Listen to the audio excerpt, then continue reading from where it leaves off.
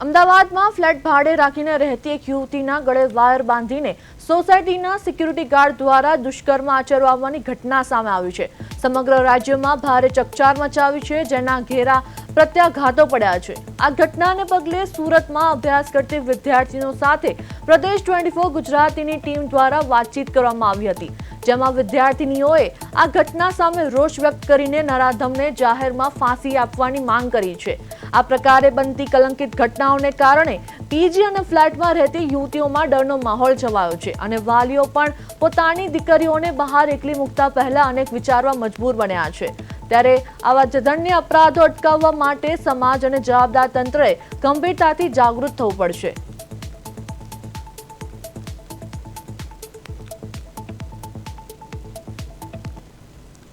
અમદાવાદ ખાતે જે પ્રકારે પીજીમાં રહેતી યુવતી પર જે સિક્યુરિટી ગાર્ડ કે જેમને સિક્યુરિટી કરવાની હોય છે તેઓ દ્વારા ગળે વાયર બાંધી અને દુષ્કર્મ કરાયું અને જેને લઈને જે પ્રકારેનો મહિલા અને યુવતીઓમાં ખાસ રોષ છે, ત્યારે સુરતથી કેટલાક લોકો પાસે જાણીશું શું માનવું છે। તમે શું કહેશો, જે પ્રકારે પીજીમાં આ રીતે રહેતી યુવતી સાથેની અમદાવાદની જે ઘટના બની અને એ સિક્યુરિટી ગાર્ડ દ્વારા શું કહેશો? આ ખોટું જ થઈ રહ્યું છે, કેમ કે સિક્યુરિટી ગાર્ડને સિક્યુરિટી કરવા માટે રાખવામાં આવ્યા છે। સિક્યુરિટી ગાર્ડ જ આવું કરશે તો બીજા પાસે તો શું એક્સપેક્ટેશન્સ રાખવી, અને સિક્યુરિટી ગાર્ડને જે લોકો હાયર કરે છે એ લોકોએ પણ જોવું જોઈએ કે તમે કેવા લોકોને હાયર કરો છો। શું કહેશો, એક વાલીને કેવી ચિંતા, ખાસ કરીને દીકરી જ્યારે હોય અને એને પીજીમાં મૂકવાની હોય તો આવી ઘટનાથી કેટલી અસર? મા બાપ ઓલરેડી પહેલેથી દીકરીઓને મૂકતા જ નથી કે બારે દીકરીઓ સેફ નથી, તો પણ અમુક મા બાપ વિશ્વાસ કરીને દીકરીઓને ભણવાને આગળ વધારવા મોકલે છે। જો આવું જ દીકરીઓ સાથે થશે તો વાલીઓ બિચારા ક્યાંય મૂકી જ નહીં શકે અને દીકરીઓ આગળ ભણી જ નહીં શકે અને આપણો દેશ ક્યારે આમાંથી આગળ વધી જ નહીં શકે। બિલકુલ, આપણે બીજી યુવતી સાથે વાત કરીશું। તમે શું કહેશો, જે પ્રકારે અમદાવાદની ઘટનાએ લોકોને હસમસાવી દીધા છે અને એ સિક્યુરિટી ગાર્ડ દ્વારા પીજીમાં રહેતી યુવતી ઉપર બર્બરતા કરવામાં આવી? આના પર દીકરી છે ને હવે આવું કેસ બને એના પછી છે ને ખુલ્લી આઝાદ રીતે જીવી નથી શકતી। એ છે ને અંદર ઘૂંટાય છે કે બીએ છે કે હવે મારા પર થશે તો શું થશે, એવી રીતે। ચોક્કસથી બીજી દીકરી સાથે વાત કરીશું। બેટા, શું કહેશે, જે પ્રકારે એની ઘટના બની પીજીમાં અને એ પણ સિક્યુરિટી ગાર્ડ દ્વારા કેટલો સમાજ પર અને ખાસ કરીને એ યુવતી પર કેટલી અસર થાય? મને તો મેનેજમેન્ટ પર જ વધારે ગુસ્સો આવે છે કે અમે લોકો મોસ્ટલી બધા સાયન્સ સ્ટુડન્ટ અમદાવાદ જાય છે ને એમને લેબ વધારે ત્યાં પ્રોગ્રેસ છે સ્ટડીની, ને ત્યાં આવું થવું જ ન જોઈએ। નહીં તો મારા મમ્મી પપ્પા બી મને ક્યારેક નહીં જ મોકલશે કે આવી રીતના ભણવા જશે તો શું થશે એમ।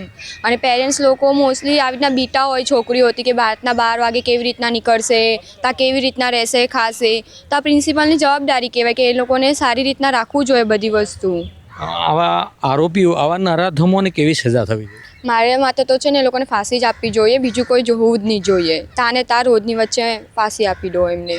ચોક્કસથી રોષ હશે। તમે શું કહેશો, જે પ્રકારની યુવતી સાથેની અમદાવાદની ઘટનાએ હચમચાવી દીધા છે અને એ પણ સિક્યુરિટી ગાર્ડે શું કહેશો?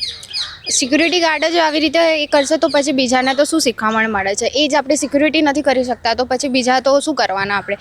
લોકોની નજર બહુ જ ખરાબ છે, ઘરેથી બહુ જ એમ ગર્લ્સને બી બહુ એ હોય છે કે આમ નહીં કરો તેમ નહીં કરો, બધી રોકટોક અત્યારથી જ હોય છે, તો પછી ગર્લ્સ આવામાં સેફ ક્યાંથી રહે? એક તરફ વાલીઓને ચિંતા સતાવતી હોય છે કે દીકરીને જ્યારે બહાર પીજીમાં મૂકવાની થતી હોય અને તેવામાં આ અમદાવાદની ઘટના આ વાલીઓ પર કેટલી અસર પડે? બહુ જ અસર પડે, કેમ કે વાલીઓ અહીંયા નથી, સુરતમાં એટલું બધું શિક્ષણ નથી મળી રહેતું, એટલા માટે ત્યાં મોકલે છે અમદાવાદ, પીજીમાં રાખે છે। હોસ્ટેલનું ખાવાનું બરાબર આવતું નથી તો પીજીમાં જ રાખવા પડે। હવે આવી સિચ્યુએશનમાં પણ આવું જ થાય બધું તો પછી કઈ રીતે ચાલે? ચોક્કસથી સુરતથી પણ લોકો જણાવી રહ્યા છે અને ખાસ કરીને આવા જે આરોપી છે તેમની સામે કડક કાર્યવાહી છે, એટલે ફાસ્ટેગમાં કોર્ટમાં ચલાવી અને જે રોજ સાથે યુવતીઓ એની જણાવી રહી છે કે આવાને જાહેરમાં ફાંસીએ લટકાવી દેવા જોઈએ, કારણ કે પીજીમાં રહેતી સિક્યુરિટી ગાર્ડની ઘટનાએ પૂરા ગુજરાતને હસમસાવી દીધું છે। ત્યારે સુરતમાં પણ જે યુવતી અને મહિલાઓમાં ભારે રોષ છે તે જોવા મળી રહ્યો છે। કેમેરામેન અજીત ખુમાણ સાથે અરવિંદ રાઠોડ, પ્રદેશ 24 ગુજરાતી, સુરત।